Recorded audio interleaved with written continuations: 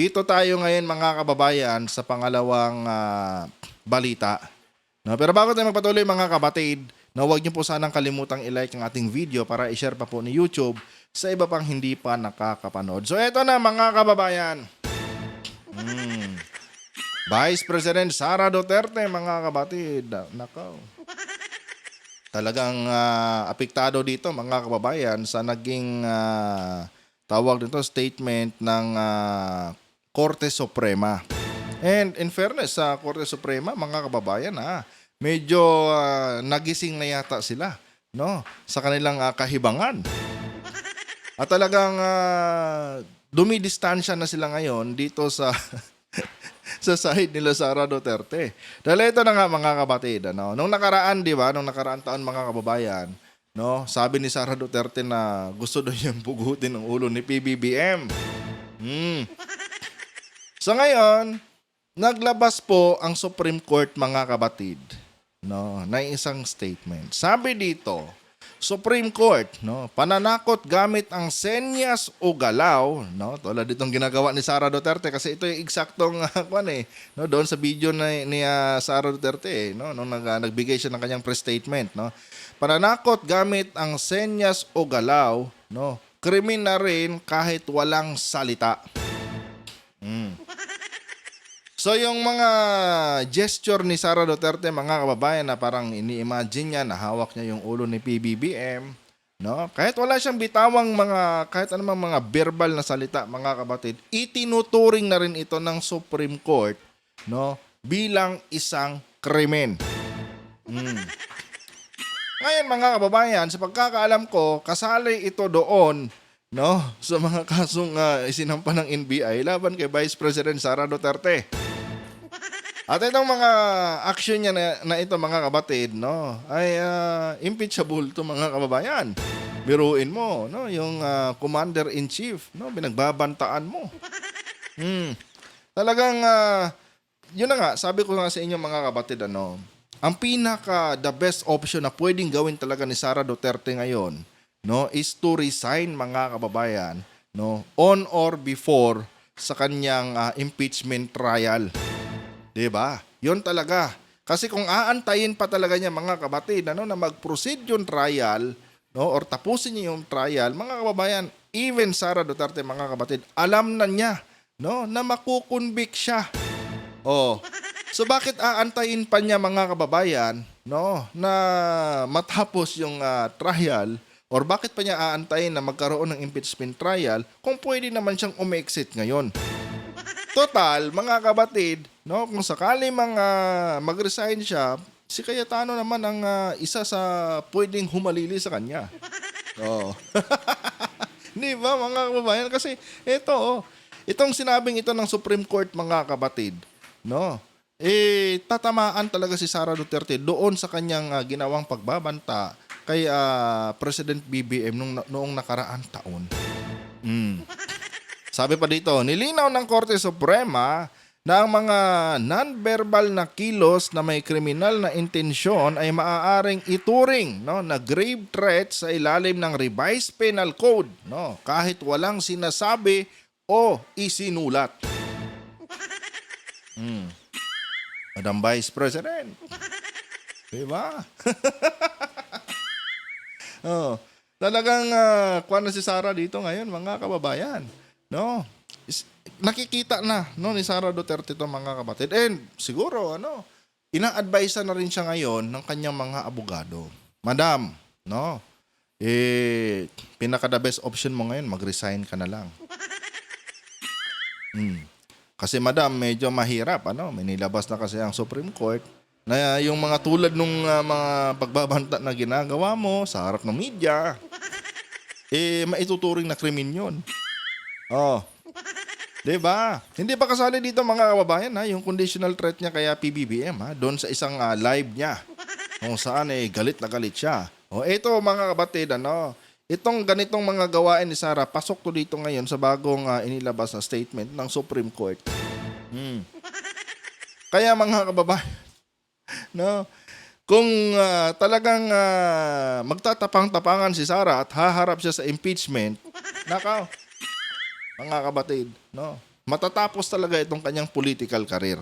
And I'm sure mga kababayan, talagang mag-yield dito mga kapatid si Sara Duterte, no? At ipapaubayat na lang talaga niya ito, no, sa ibang pwedeng humalili sa kanya. And yun na nga mga kababayan, gaya ng sabi ko sa inyo, napaka-strange mga kapatid para sa akin na ang isang Alan Peter Cayetano gigil na i-convene ng Senado bilang impeachment court kumpara last year.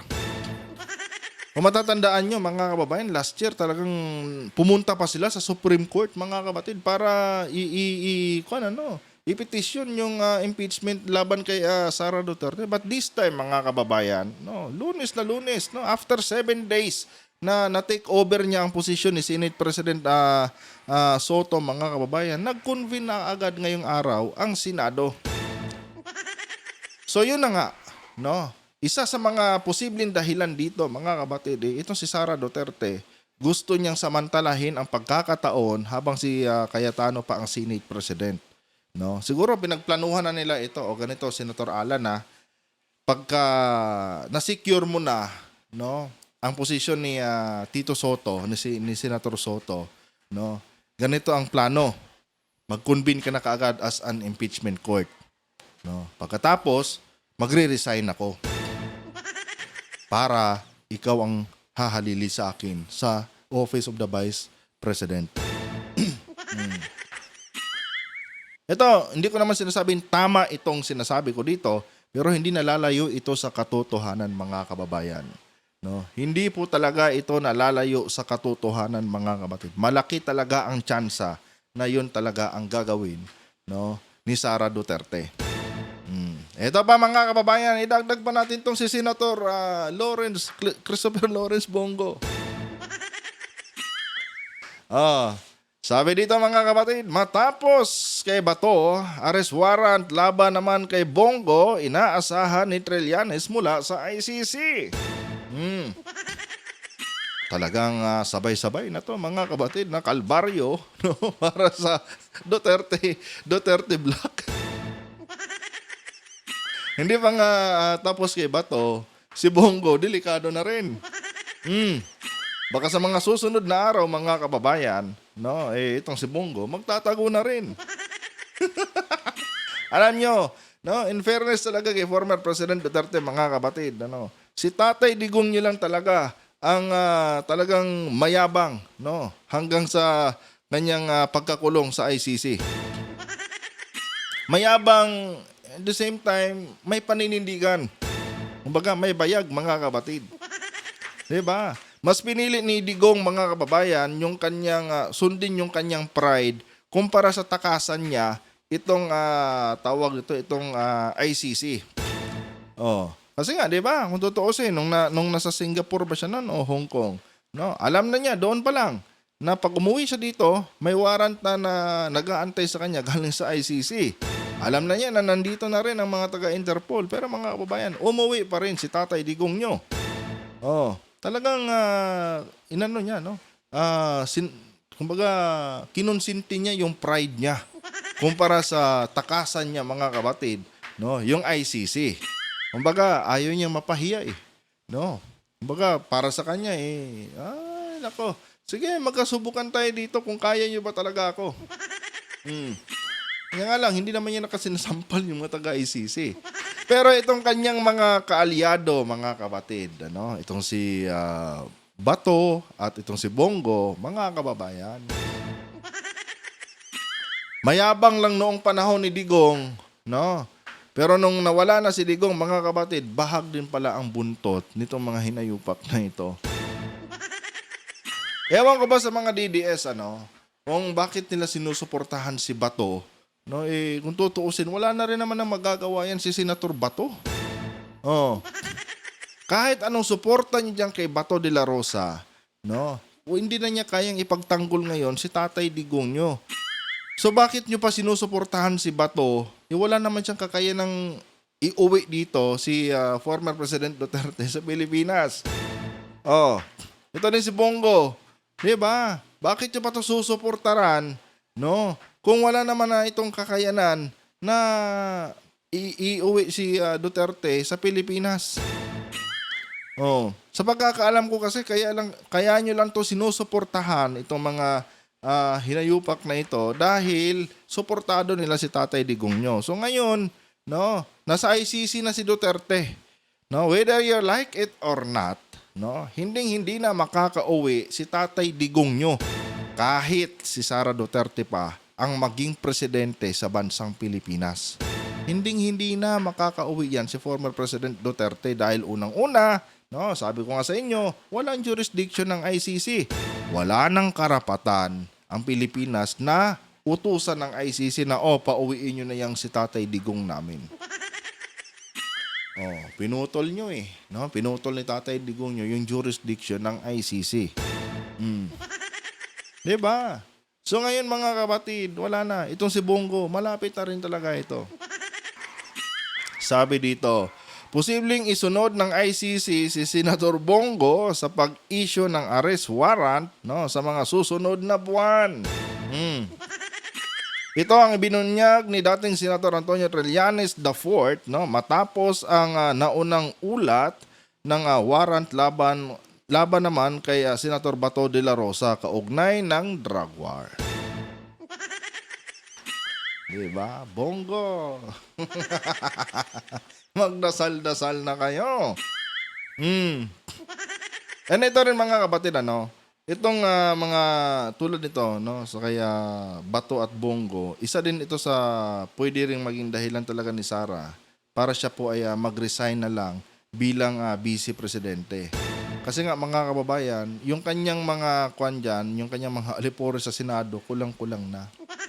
And ito nga mga bilyar, no? Itong dalawang bilyar na dagdag punto sa kanya ngayon, no?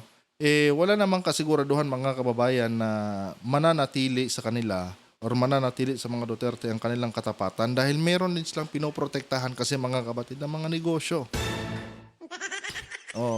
Kaya itong dalawang bilyar na ito, kung saan yung tawag dito, kung saan sila nakakakuha ng pabor, doon talaga yan sila mga kapatid. Regardless, no, kung kalaban pa yan ng mga Duterte. Pasimple-simple lang yung dalawang magkapatid na bilyar na yan, pero mga kababayan, mautak din yan. Kung saan pabor sa kanila yung hangin, doon sila. 'Di ba? And yun na nga mga kapatid, no. Itong mga inaasahan ni Sara Duterte na solid, no, na kaalyado niya sa Senado, bilang na kasi mga oras ito. Yun na nga, sa Senado kasi numbers game yan. Ngayon mga kababayan, no, pagka nadihado sila at nagmatigas si Sara, haharap siya sa kanyang sa kanyang impeachment, baka mapasama lang yung kanyang political career. Kaya naniniwala ako mga kapatid na hindi po patatapusin ni Sara ang kanyang impeachment trial, magre-resign po mga kababayan ang ating vice presidente. Anyway guys, hanggang dito na itong video na to. Kung nagustuhan nyo po ang ating talakayan ngayon mga kapatid, huwag nyo po sanang kalimutang i-like ang ating video para i-share pa po ni YouTube sa iba pang hindi pa nakakapanood. And once again mga kababayan, so na po ay i-subscribe nyo ako mga kapatid sa aking YouTube, Facebook page, not YouTube, no? Facebook page mga kababayan. Nagpo-post po tayo dito mga kapatid ng mga balita, no? And pwede niyo pong i-share ito mga kababayan sa inyong mga profile, no? Sa inyong mga homepage, sa inyong mga Facebook account.